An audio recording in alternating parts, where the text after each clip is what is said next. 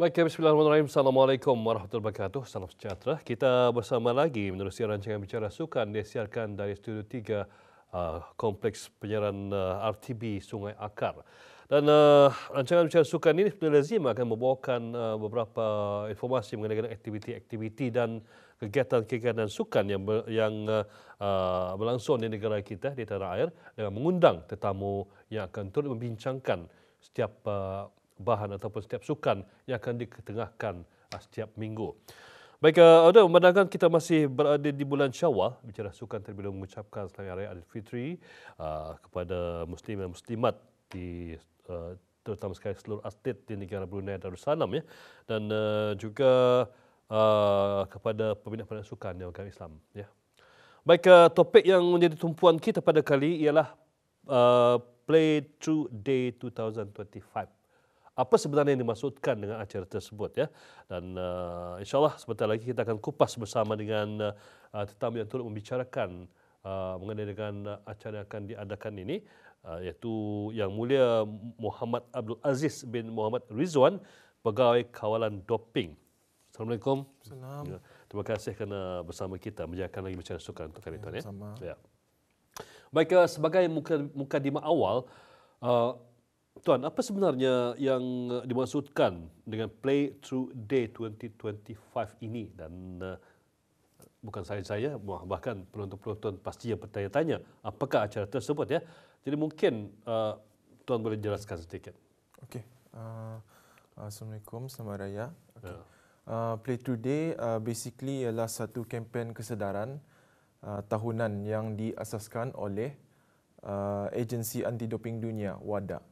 Jadinya Play Through Day ini disambut pada setiap bulan April dengan misi yang ringkas tetapi bermakna, iaitu untuk mempromosikan sukan bersih dan menggalakkan semangat kesukanan, kejujuran dan saling menghormati dalam sukan antara atlet, jurulatih, peminat dan organisasi sukan di seluruh dunia. Jadinya WADA, iaitu agensi anti-doping dunia, menggunakan hari ini untuk mendidik orang ramai dan meningkatkan kesedaran tentang bahaya doping dan kepentingan etika dalam sukan serta nilai-nilai positif yang dapat dibawa oleh sukan kepada masyarakat. So basically Play Through Day ni ialah macam hari anti-doping sedunia lah. Tapi tidak officially disebut macam itu. Ia just satu hari yang disambut oleh WADA untuk meningkatkan kesedaran tentang bahaya anti-doping kepada orang ramai di seluruh dunia. Baik, sangat menarik untuk kita bincangkan mengenai dengan Play Through Day 2025 ya. Jadi apa yang saya fahami, ia lebih kepada berkaitan dengan budaya sukan secara bersih, tanpa pengambilan barang-barang terlarang, bahan-bahan terlarang ataupun apa yang menyebabkan acara-acara tersebut didiskualifikasi ya. Ya. Jadi Tuan, ingin kita ketahui apakah sebenarnya objektif diadakan acara ini? Okey. Jadinya for objektif untuk Play Through Day ini, objektif utama adalah untuk meningkatkan kesedaran pihak-pihak berkepentingan lah, terutamanya atlet kebangsaan dan juga persatuan-persatuan sukannya lah, tentang bahayanya pengambilan bahan yang terlarang dalam sukan. Serta mempromosikan sukan bersih di negara Brunei Darussalam. Jadi apa artinya di sana sukan bersih itu ialah sukan yang bersih daripada bahan-bahan yang terlarang di dalam sukan. Dan sukan yang bersih ini ianya juga adalah sukan yang adil dan sehat. Jadinya sukan di mana bahan terlarang ini tidak diambil dan dihindarkan ialah sukan yang adil, yang bersih dan yang sehat. Jadinya itulah. Dan juga objektifnya juga adalah untuk supaya atlet-atlet di Brunei ini berdisiplin dan beretika dan mempunyai moral yang tinggi. Ya. Sebelum kita ke soalan seterusnya, ingin saya bertanya, mungkin penonton pun tertanya, apakah ini dimaksudkan dengan bahan-bahan terlarang? Apakah ia dadah berbentuk narkotik, ubat-ubat terlarang ataupun bagaimana? Okey. So bahan-bahan yang terlarang di dalam sukan ini ia adalah satu senarai yang diterbitkan oleh pihak anti-doping dunia, iaitu WADA. So di dalam senarai ni ia digelar sebagai prohibited list. Jadinya prohibited list ni ia akan dikemaskini setiap tahun. Sesuai dengan peredaran masa lah, jika ada macam trend-trend doping terbaru, macam manalah dari segi saintifiknya lah. Jadinya pihak WADA akan sentiasa mengupdate senarai bahan terlarang ni lah setiap tahun. Jadinya apa yang ada di dalam senarai bahan terlarang ini adalah bahan-bahan yang terlarang di dalam sukan. Jadinya bahan-bahan yang terlarang di dalam sukan ini indah semestinya dadah narkotik macam cannabis, methamphetamine, kokain apa itu ini. Sebenarnya yang paling bahaya yang yang selalu disalahgunakan oleh atlet di dalam senarai bahan terlarang ini adalah seperti steroid, performance enhancing drugs, dan juga ada setengah bahan itu terdapat di dalam ubat-ubatan yang dipakai oleh atlet lah. Jadinya ia mengikut certain dosage dan cara penggunaan yang menjadikan bahan-bahan itu terlarang. Kita ada mendengar beberapa event ataupun kesalahan yang dilakukan oleh atlet tersebut ya. Kebanyakannya yang di kesalahan adalah atlet itu sendiri. Bagaimana dengan ubat ataupun bahan yang diberikan oleh jurulatih kepada atlet? Apakah jurulatih tidak terkena dengan ini kerana ia memberikan kepada atlet tersebut? Okey. Jadinya di dalam dunia doping ini ada satu prinsipal yang kami panggil principle of strict liability. Jadinya prinsipal ini menyatakan bahawa atlet 100% bertanggungjawab ke atas apa sahaja bahan positif yang bahan terlarang lah yang didapati di dalam sampel air kencing atau darah atlet itu. Jadinya apa sahaja makanan, suplemen, ubat-ubatan yang dimakan oleh atlet itu adalah menjadi tanggungjawabnya lah kalau ia kedapatan positif. Walaupun jurulatih tersebut yang memberikan. Walaupun jurulatih kah, ibu bapa kah, kawan terdekat kah, suami isteri kah pembagi, atlet terlebih dahulu mesti memeriksa sendirilah jika macam certain brand atau ada bahan terlarang atau tidak. Jadi kita dapat mengetahui sini sedikit ya mengenai dengan kenapa atlet-atlet di-ban ya, bukan kerana mereka mengambil dadah tetapi bahan-bahan yang terlarang yang tidak termasuk dalam senarai yang diberikan oleh WADA. Sedikit sebanyak kita mengetahui juga. Terima kasih atas pengetahuan tersebut ya. Jadi sebenarnya jika tidak keberatan Tuan ya, bila dan di mana acara Playthrough Day 2025 ini akan diadakan? Okey. Playthrough Day 2025 pada tahun ini akan diadakan pada hari Ahad pada 4 hari bulan Mei 2025. Bertempat di Sports Hub, Stadium Negara Haji Hassan Al-Bolkiah, bermula dari jam 7.30 pagi sehingga 12.30 hari. Dan untuk tetamu kehormat majlis adalah Yang Mulia Pengiran Haji Muhammad Hasnan bin Pengiran Haji Ali Hassan, Setiausaha Tetap Kebudayaan selaku yang menjalankan tugas Setiausaha Tetap Kesukanan Kementerian Kebudayaan Belia dan Sukan. Ini seperti kita lihat di monitor ya, ini ada QR code bagi mereka yang mungkin ingin menyertai. Untuk siapa diperuntukkan untuk QR ini?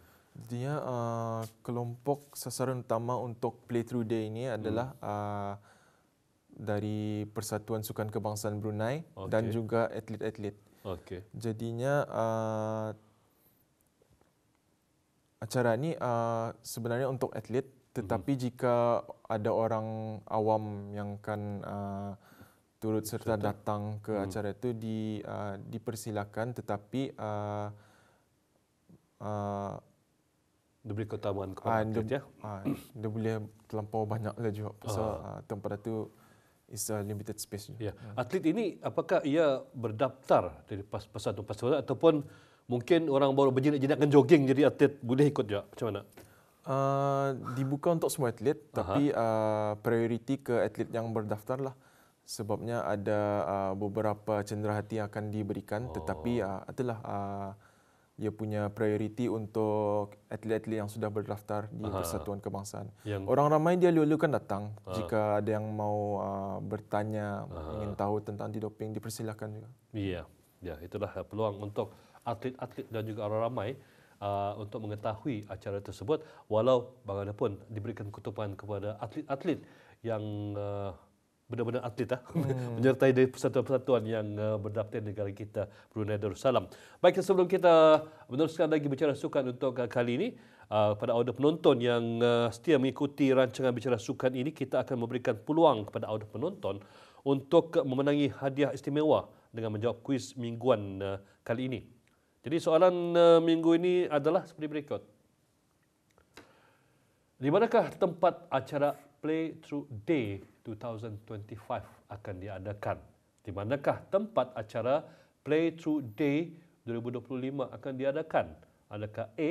Stadium Negara Hassan Bolkiah, B. Stadium Tertutup Brakas, C. Kompleks Sukan Tutong, ataupun Kompleks Sukan Menglait? Ya, untuk menjawabnya, ikuti akaun Instagram @rtb sukan dan juga PIKBN, like, komen, jawapan betul dan juga tag seorang untuk menyertainya. Ini adalah hadiah yang akan diberikan, iaitu sebulan membership individu untuk PIK Club ya. Dan itu untuk menyertai adalah 11.59 malam 13 April 2025 hari Ahad. Sangat mudah jawapannya jika kita mengikuti dari awal tadi yang kita siarkan ya. Saya ada bertanya soalan tersebut dan sudah pun dijawab. Jadi, tuan, berbalik kita kepada soalan-soalan yang kita ajukan ya. Memandangkan majoriti sasaran acara ini adalah di kalangan atlet ya dan persatuan sukan. Sejauh mana respon dari kelompok ini untuk terlibat dalam menjayakan acara ini nanti? Okey, setakat ini kami telah menjemput sebanyak 46 persatuan. Jadinya setiap persatuan kami akan menjemput dalam 5 orang, terdiri daripada presiden, setiausaha, 2 atlet dan seorang jurulatih. So respon terkini yang kami dapat adalah sebanyak 200 orang lah, kurang lebih 200 orang yang akan menyertai acara Playthrough Day itu yang pada telah hari dijemput tersebut. Pada hari tersebut. Iya. Jadi tuan, apakah signifikan negara kita merayakan majlis ini dengan pertubuhan dunia antarabangsa? Okey.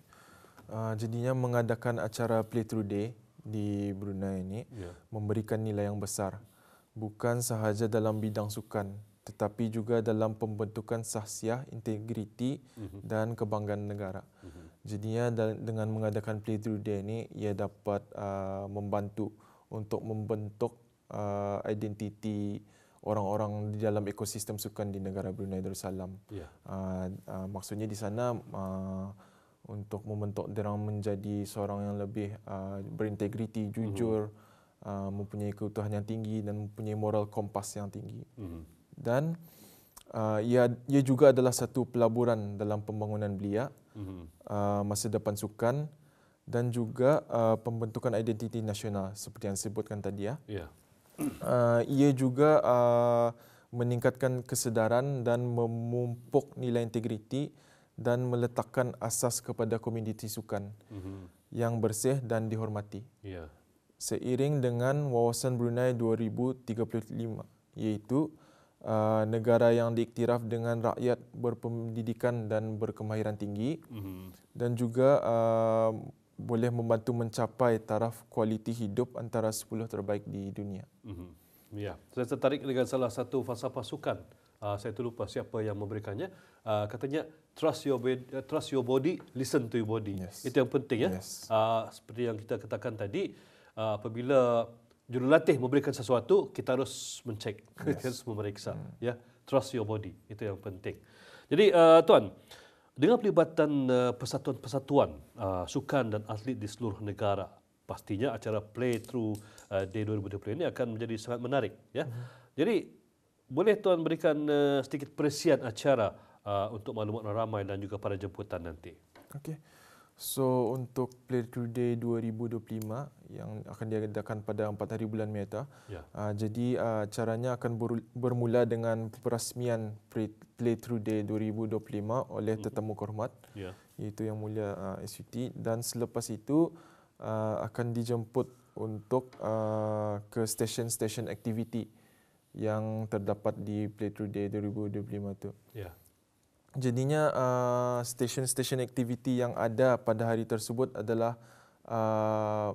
fokus kepada mendidik dan menyebarkan kesedaran kepada para jemputan. Jadinya ada 4 stesen pada hari tersebut dan setiap stesen akan ada tema-tema tersendiri. Okey. Seperti untuk stesen pertama adalah untuk pendidikan atlet dan tanggungjawab atlet. Stesen kedua adalah stesen tentang senarai bahan-bahan terlarang, prohibited list, seperti yang kita sentuh tadi. Stesen ketiga adalah tentang TUE, iaitu pengecualian penggunaan terapeutik.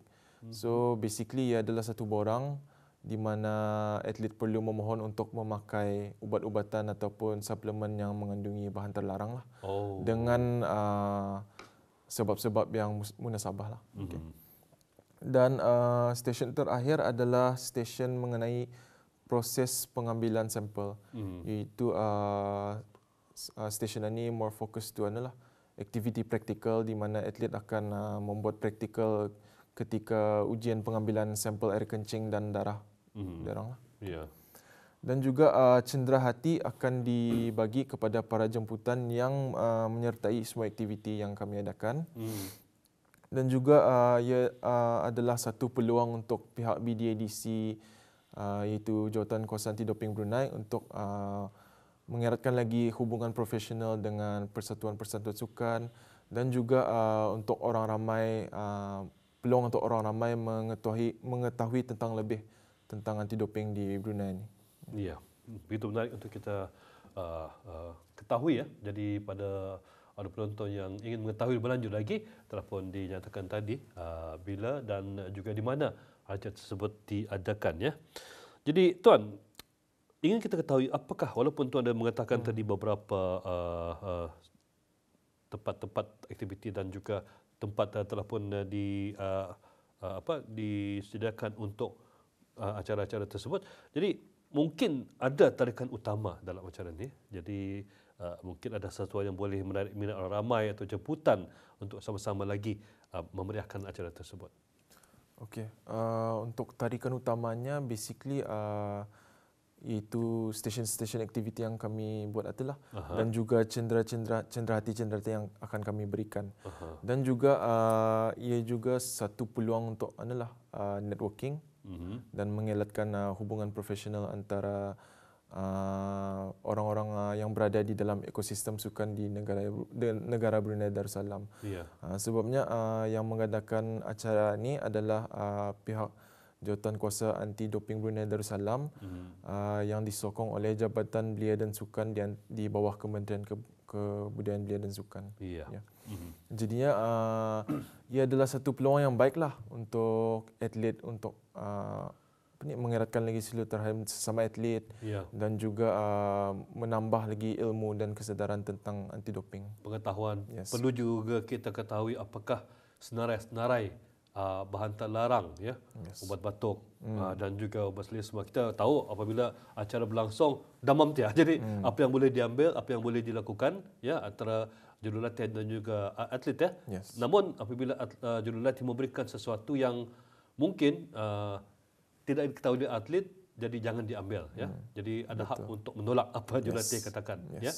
Jadi pada audio penonton yang setia lagi, kita akan bacakan sekali lagi soalan yang kita ajukan di awal acara tadi. Inilah soalannya, di manakah tempat acara Play Through Day 2025 akan diadakan?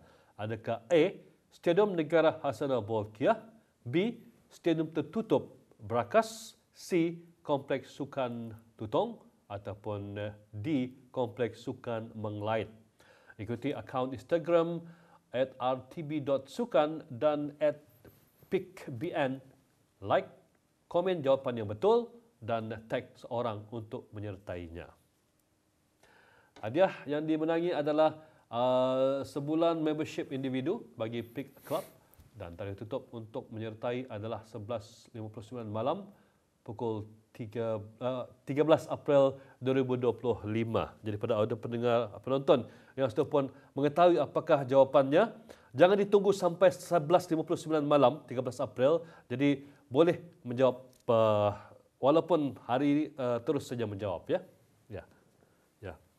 Jadi tuan, bercakap mengenai dengan kesedaran anti doping ini, ya, secara amnya, apakah punca kepada atlet yang terkait dengan doping ini? Apakah mengambil ubat-ubatan khusus untuk merawat kecederaan juga terkandung dalam senarai bahan terlarang?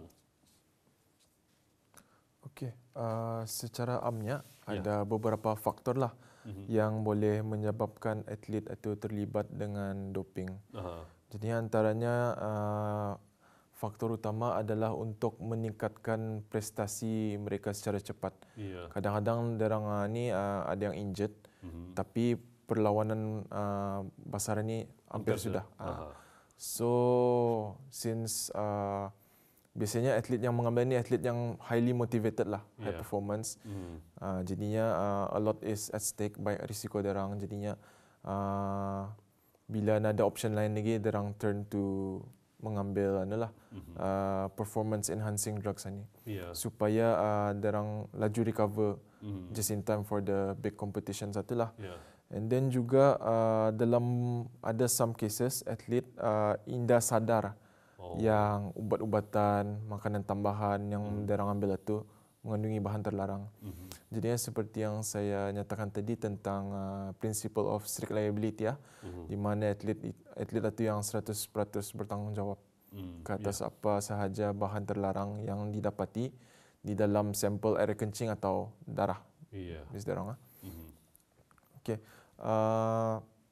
Mengenai ubat-ubatan untuk merawat ini sakit atau penyakit jadinya ada sesetengah ubat-ubatan itu mengandungi bahan terlarang. Jadinya sekiranya seorang atlet yang mengalami kecederaan atau ada penyakit yang memerlukan mereka untuk mengambil ubat-ubatan yang mengandungi bahan terlarang jadinya derang boleh memohon untuk memakai bahan tersebut melalui satu borang yang dipanggil TUE.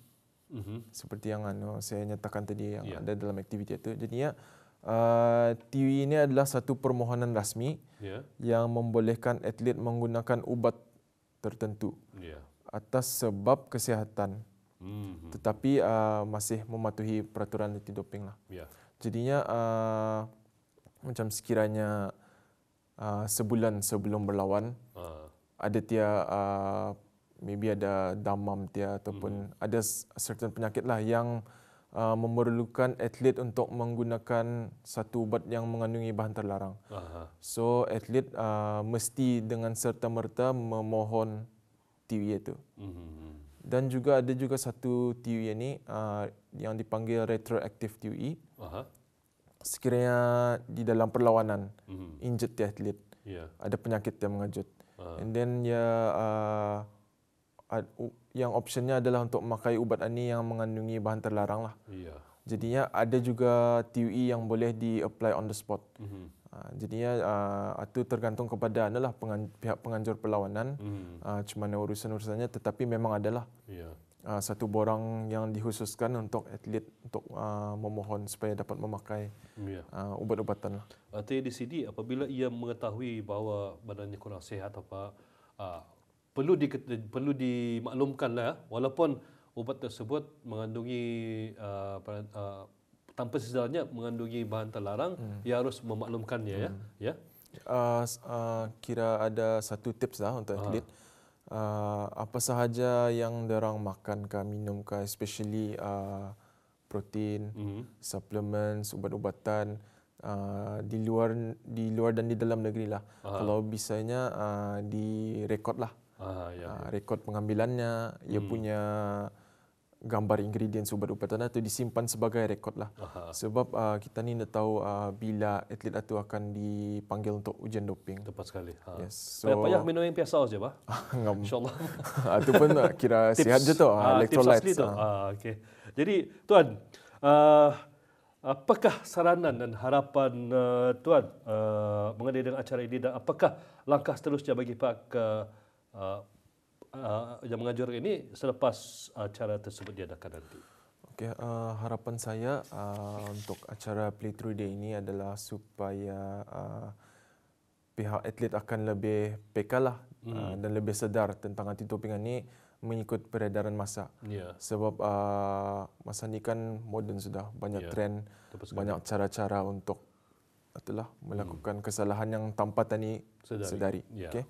And then juga harapan saya juga adalah supaya atlet dan pihak kami akan mempunyai hubungan profesional yang lebih erat lah. Macam sebelum ini malu-malu, takut-takut kan bertanya-tanya apa kan. Assalamualaikum anti-doping takut. Assalamualaikum anti-doping takut. Sebenarnya ia semua adalah proses saja. Sekiranya atlet sudah tahu, pihak persatuan sudah tahu tentang proses-proses anti-doping ini, jadinya semua urusan akan menjadi lebih mudah lah di luar dan di dalam negeri. Dan harapan dan langkah seterusnya selepas acara Playthrough Day ini adalah pihak kami akan kerap lagi memberikan taklimat kepada persatuan-persatuan sukan dengan mengadakan taklimat-taklimat mengenai update-update terkini lah mengenai anti-doping. Dan juga pihak kami akan mencuba untuk memberikan sebaik mungkin maklumat yang terkini yang diterima dari pihak WADA berhubungan dengan kod anti-doping dunia. Okay. Jadi untuk keterangan lanjut, kita boleh menghubungi ataupun datang ke acara tersebut ya. Memang kalau bercakap mengenai dengan acara ini dah habis kita hanya perlukan tidak tempohnya terlalu singkat untuk kita memperkatakannya ya. Jadi terima kasih sekali Tuan ya. Jadi menonton, kita sudah pun berada di penghujung rancangan. Semoga dengan perbincangan tadi bisa kita dapat maklumat yang secukupnya dan kita di Bicara Sukan juga mengharapkan agar semua perancangan Jawatankuasa Anti-Doping Brunei Darussalam akan berjalan lancar dan mencapai sasaran seperti yang diharapkan ya. Jadi terima kasih sekali kami ucapkan. Semoga acara tersebut berjalan lancar dan apa yang kita harapkan agar dapat dilaksanakan dengan lancar, insyaAllah. Terima kasih sekali lagi. Jadi, sekian saja dulu kita bersama di Bicara Sukan dan kita jumpa lagi minggu hadapan dengan tetamu yang topik yang lain pula. Akhir kata, salam hormat. Assalamualaikum warahmatullahi wabarakatuh. Majukanlah sukan untuk negara. Jumpa lagi.